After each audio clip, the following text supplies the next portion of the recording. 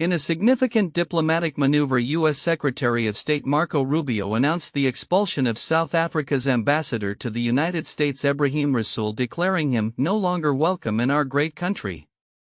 This decision underscores the escalating tensions between the two nations, which have been strained under the current U.S. administration. Rubio's remarks came soon after a meeting with foreign ministers in Canada, where he took to social media platform X to express his discontent with Rasool. "He hates America and our president," Rubio stated, characterizing Rasool as a race-baiting politician. The catalyst for this diplomatic fallout appears to be Rasool's critical comments about the Trump administration made during an online lecture, where he described the former president's political movements as an assault on incumbency. The South African government responded to the announcement with regret, emphasizing its commitment to fostering a productive relationship with the U.S. However, the expulsion of an ambassador, particularly one of Rasool's stature, is a rare event in U.S. foreign relations, suggesting a serious rift. Historically, such actions have been reserved for lower-ranking diplomats, marking this instance as an extraordinary escalation of diplomatic tensions. The backdrop to this diplomatic crisis includes a recent executive order signed by President Trump which halted U.S. assistance to South Africa. This order cites egregious actions by the South African government regarding race relations, particularly targeting policies that the U.S. claims unjustly discriminate against white Afrikaners. The South African government has vehemently denied these allegations, asserting that the Expropriation Act, which allows for land seizure without compensation, is not racially motivated. As tensions rise, the implications of this diplomatic rift extend beyond just the bilateral relationship. The U.S. has increasingly positioned itself against nations perceived to be siding with bad actors on the global stage. Rubio's statements reflect a broader U.S. strategy to exert pressure on countries with policies viewed as detrimental to minority rights, particularly in the context of race relations. In light of these developments, observers are left to ponder the future of U.S.-South African relations. With the expulsion of an ambassador and the freezing of aid, both nations must navigate a challenging path forward. The South African administration's commitment to maintaining ties may be tested as they respond to the U.S.'s firm stance. Moving forward, the international community will be closely watching how this diplomatic incident unfolds and what it may mean for global perceptions of U.S. foreign policy and its approach to race-related issues on the world stage. In a contentious reshaping of the U.S. military landscape, Secretary of Defense Pete Hegseth is steering the Department of Defense toward a controversial and polarizing agenda that critics argue could jeopardize national security and military cohesion. Just over 50 days into Donald Trump's second administration, Hegseth has begun to implement policies that reflect his personal beliefs, a move that has drawn significant scrutiny from former military officials and defense experts. At the heart of Hegseth's strategy is a marked shift away from initiatives focused on diversity, equity, and inclusion (DEI) within the military. Recent reports indicate that his leadership has seen the dismantling of DEI programs and the removal of several high-ranking officers who are women or people of color. Retired Brigadier General Paul Eaton voiced his concerns about this trend, stating, "We're hearing about DEI purging," and questioning Hegseth's fitness for the role, describing him as a Saturday showman on Fox News, unqualified to lead the armed forces. Eaton emphasized the importance of maintaining a unit's cohesion and faith in its leadership, particularly as the military faces evolving threats on the global stage. Hegseth's administration has also drawn criticism for its approach to foreign policy and defense strategy. His controversial remarks regarding NATO and Ukraine have raised alarms among allies and military analysts alike. Hegseth openly declared that the U.S. would never accept Ukraine into NATO, a statement that contradicts the alliance's foundational principles of collective defense. As tensions escalate in Ukraine, the Pentagon has reportedly frozen critical intelligence and weapons packages, complicating the support for Ukrainian forces as they confront Russian aggression. A former U.S. Marine working in Ukraine expressed deep concern over the uncertainty of U.S. military support, stating, "We're all hoping that the U.S. will do the right thing and provide the Ukrainians the tools they need to end this war." Critics argue that Hegseth's focus on cultural issues detracts from preparing for future warfare. Caroline Zier, a former Deputy Chief of Staff to the last Secretary of Defense Lloyd Austin, highlighted the potential ramifications of Hegseth's dismissive attitude toward women in the military.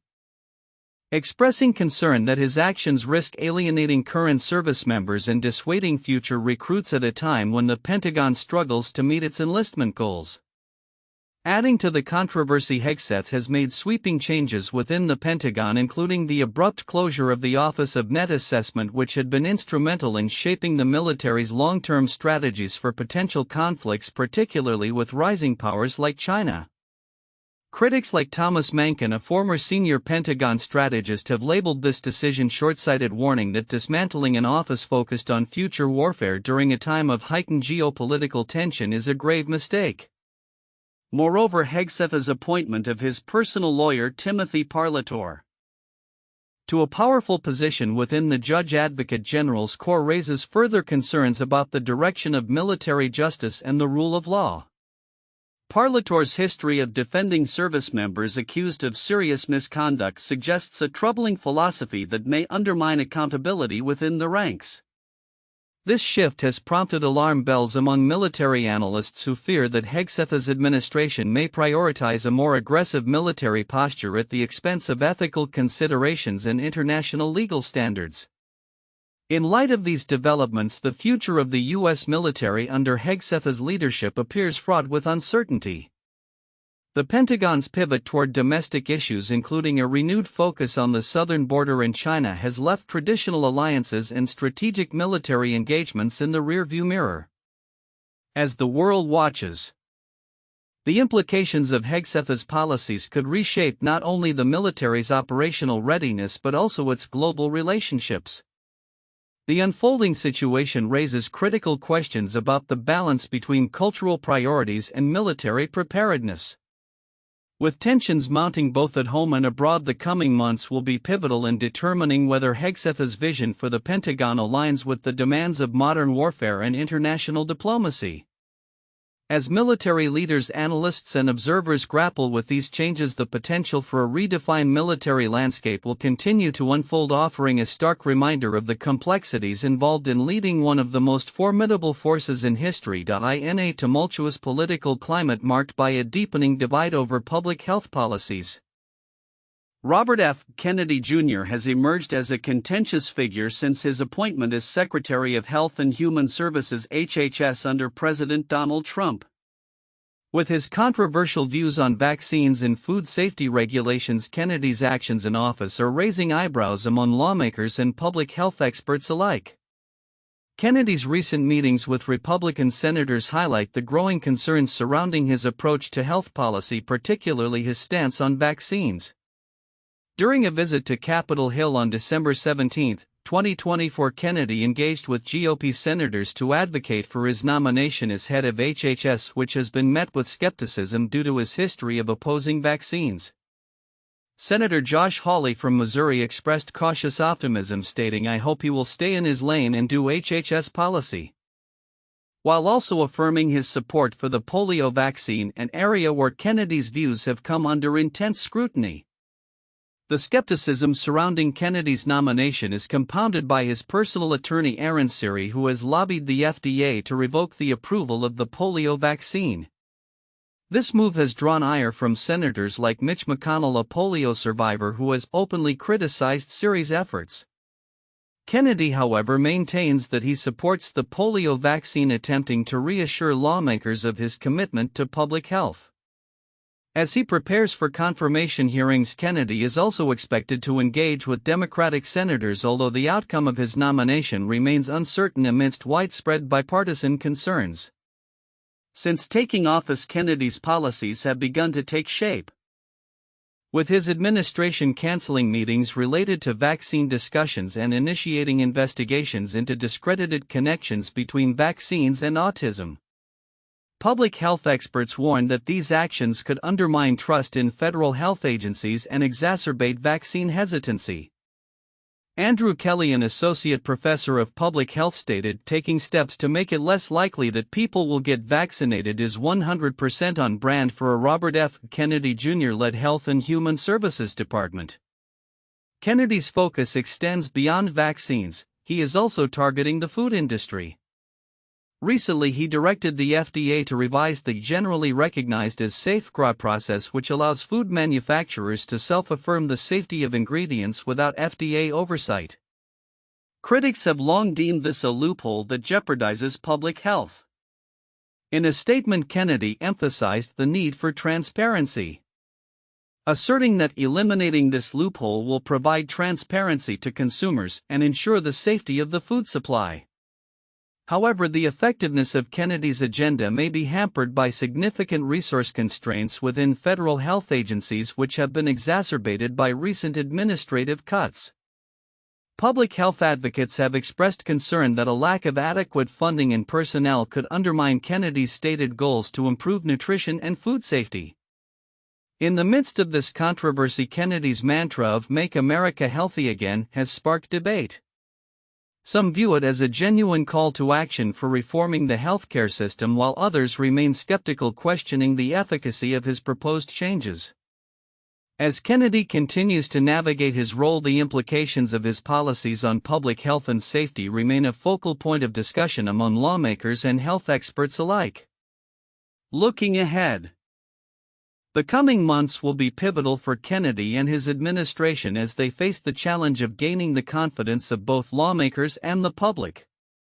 The ongoing scrutiny of his policies, particularly regarding vaccines and food safety, will likely shape the discourse around public health in America as the nation grapples with the complexities of health governance in an increasingly polarized environment. And a significant shift at the Department of Justice (DOJ) under Attorney General Pam Bondi. The agency is rapidly being molded to reflect the priorities of the Trump administration. Critics argue that rather than maintaining the DOJ's traditional independence, Bondi is steering it toward a politically charged environment reminiscent of the Nixon era.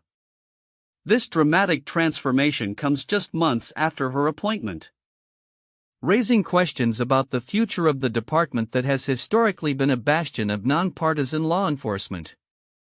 Bondi's selection as Attorney General followed the controversial nomination of Matt Gaetz, a former congressman with a troubled history of investigations. While some had hoped Bondi would bring a sense of professionalism to the role, her early actions have sparked concerns among legal experts and career prosecutors. The Justice Department is not independent of the President of the United States, said Mike Davis, a lawyer and Trump advisor, echoing a sentiment that has become increasingly prevalent within the administration.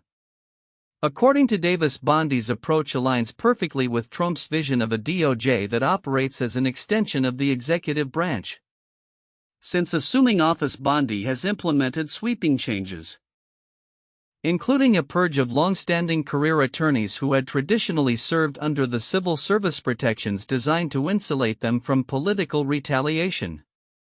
Sources within the DOJ report a wave of firings and reassignments ostensibly aimed at replacing staff with individuals viewed as more politically loyal to Trump. These moves have prompted the largest exodus of career prosecutors since the Watergate scandal, signaling a profound shift in how the department functions. In her first month, Bondi publicly championed controversial decisions such as supporting the dismissal of corruption charges against New York City Mayor Eric Adams to bolster immigration enforcement efforts. Such actions have not only raised eyebrows but have also led to significant resignations among career attorneys, further exacerbating concerns about the politicization of the DOJ. These firings seem designed to make room for someone who is a political loyalist, noted a senior DOJ official who spoke on the condition of anonymity due to fears of retribution. The Attorney General has also made headlines for her outspoken partisan rhetoric, particularly during appearances on Fox News. In one notable instance, Bondi expressed her dismay at finding portraits of former President Biden and his administration hanging in the DOJ's offices, indicating a desire to erase the previous administration's influence. Her comments reflect a broader strategy to frame the DOJ's mission as one of restoring order and prioritizing Trump's agenda, including a renewed focus on immigration enforcement and the crackdown on drug cartels. Bondi's assertive actions extend to her commitment to transparency regarding high-profile cases such as those involving Jeffrey Epstein. She has hinted at the potential release of documents that could unveil Epstein's client list. A move that is seen as both a public relations strategy and a means to reinforce her alignment with Trump's directives. Donald Trump doesn't make empty promises, she stated, emphasizing her dedication to fulfilling the president's vision of making America safe. Despite the flurry of activity, Bondi's public presence has been notably sparse. Unlike her predecessor Merrick Garland, who engaged with DOJ staff and maintained a visible leadership role, Bondi's focus appears more aligned with promoting her agenda through media appearances than fostering internal morale. Observers have remarked that the DOJ headquarters feels eerily quiet, a stark contrast to the bustling atmosphere typically associated with the agency. As Bondi continues to reshape the DOJ, the implications of her tenure are becoming clearer. The department is poised to operate under a mandate that prioritizes political allegiance over traditional legal norms. Legal experts have raised alarms over the potential long-term consequences of this shift, warning that it could undermine the foundational principles of justice and equality under the law. Looking ahead, the pressure on Bondi will likely intensify as she navigates the complexities of her role amid ongoing scrutiny from both sides of the political spectrum. Her ability to balance the demands of the Trump administration with the expectations of the judicial system will be crucial as the DOJ enters a new and uncertain chapter. The unfolding scenario raises critical questions about the future integrity of one of the nation's key legal institutions and whether it can retain its independence in an increasingly partisan landscape. In recent weeks, concerns surrounding the stability of the U.S. economy have intensified, largely fueled by President Donald Trump's aggressive tariff policies. As the S&P 500 experienced a staggering $5 trillion loss in value over a mere 3-week period, Treasury Secretary Scott Bessent provided a counter-narrative, insisting that while the economy is undergoing a necessary detox, a recession is not inevitable. In an interview with CNBC, Bessent, who transitioned from hedge fund management to public office, expressed a lack of concern over short-term market volatility. "I'm not concerned about a little bit of volatility over 3 weeks," he stated, emphasizing his focus on long-term economic health. This perspective comes as his administration grapples with the fallout from tariffs that have not only rattled investor confidence but have also dimmed consumer sentiment significantly. According to the University of Michigan's latest sentiment survey, consumer confidence has dropped by 22% since December, marking 3 consecutive months of decline. Economists are divided on the implications of these tariff policies. While recent data indicated a cooling of inflation, many analysts fear that the persistent uncertainty surrounding tariffs could lead to stagflation, a combination of stagnation and inflation. Bill Adams, chief economist at Comerica Bank, noted the dizzying back and forth over tariffs is a large and unpredictable upside risk to the inflation outlook. This sentiment is echoed by Evercore analysts who warned of the potential for prolonged tariffs to stifle economic growth. Bessent's assertion that the current economic state is a detox process suggests a broader transition phase, one that may involve painful adjustments but does not necessarily lead to recession. He clarified, "Not at all.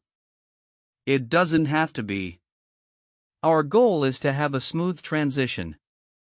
However, former Treasury Secretary Larry Summers expressed a more pessimistic view, estimating a near 50% chance of a recession, attributing it to the erratic nature of the administration's tariff strategy. The Biden administration has also displayed a cautious stance, with Vice President J.D. Vance acknowledging the impossibility of predicting future economic outcomes while asserting that the fundamentals of the economy are quite strong right now. This sentiment of uncertainty is compounded by the administration's acknowledgement of a transition period, a term echoing Trump's own language in recent remarks. Amid these developments, the stock market remains volatile.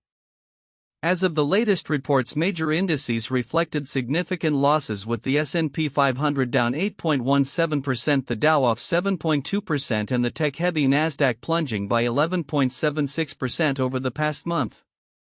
Despite a minor rally on Friday, the overall trajectory signals deepening investor trepidation. Looking ahead, the economic landscape appears fraught with challenges as Besant and his colleagues navigate the fallout from tariffs while attempting to maintain consumer confidence and market stability. The effectiveness of their long-term strategies will likely be tested in the months to come as the administration strives for a balance between protective trade measures and fostering a resilient economic environment. As policymakers assess their next steps, the road to recovery may be paved with volatility, but the hope remains for a smooth transition that avoids the pitfalls of recession and an escalating trade dispute. U.S.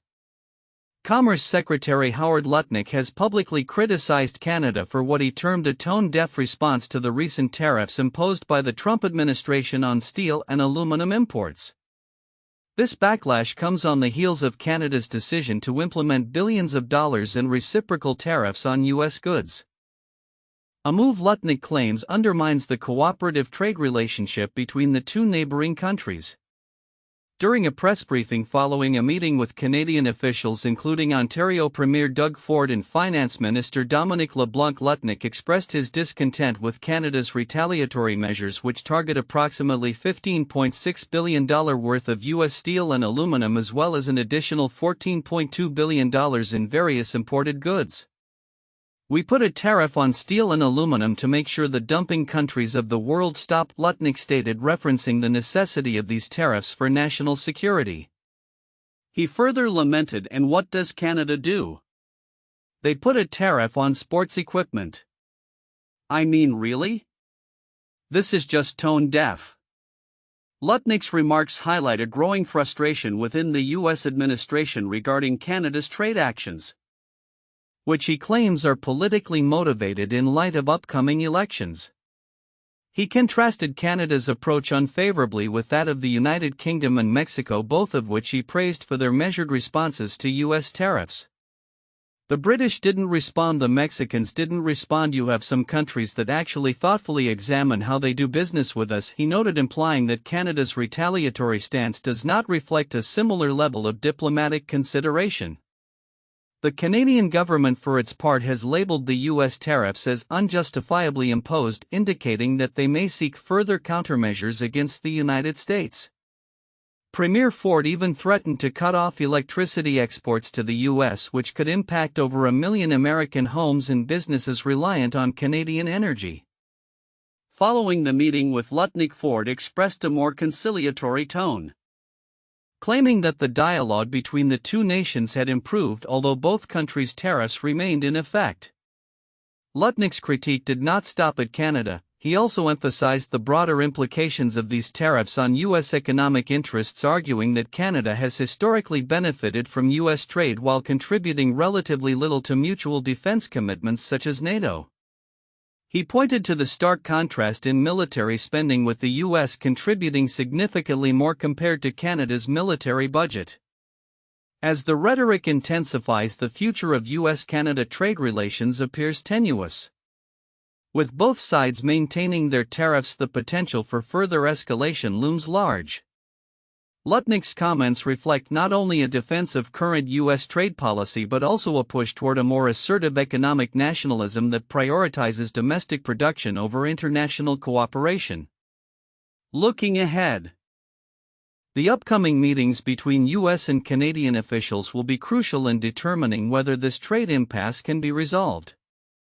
With both sides seemingly entrenched in their positions, the stakes are high for the economies of both nations as well as for their political landscapes. As Lutnick remarked, the path forward must involve a re-evaluation of how each country engages with the other, potentially setting the stage for significant shifts in trade policy in the months to come.